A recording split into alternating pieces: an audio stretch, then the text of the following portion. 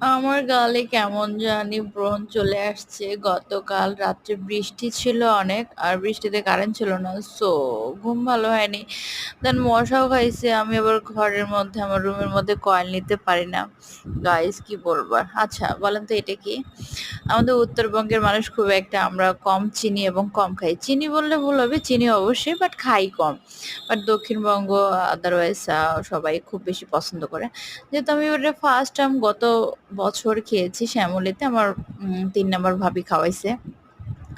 তো আবার আজকে এটা আমি নিজে কিনে ট্রাই করলাম খাওয়ার জন্য। বাট অসাধারণ ছিল, সত্যি অসাধারণ ছিল।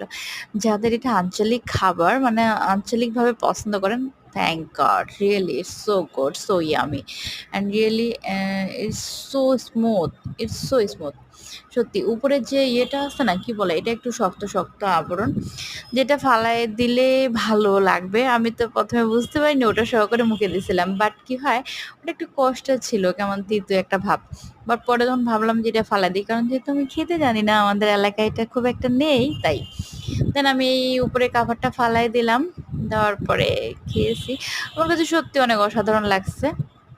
আর আসলে আমি এটা কিনতেও জানতাম না, হ্যাঁ? সো আমি যখন গিয়েছি ভ্যানে কাকুর কাছে বলছি, বলতেছে, "মা ৳১০ পিস।" আমি মনে করছি যে ফুল তালটাই ৳১০। বলতেছে, "না, বীজ অনুযায়ী ৳১০। মানে ভিতরে জয়টা বীজ থাকবে, সিড থাকবে, দেন ওটার দামই ৳১০।" সো নিয়ে নিছি। আমি যেটা কিনছি সেটাতে জাস্ট ৩ টা ছিল। আসলে অসাধারণ ছিল সত্যি। আমার খেয়ে অনেক ভালো লাগছে। খুব একটা মিষ্টি না, খুব একটা পানি না, বাট হেলথি ফুড। আর হ্যাঁ, এগুলো আসলে মাঝে মধ্যে খাওয়ার দরকার। বাট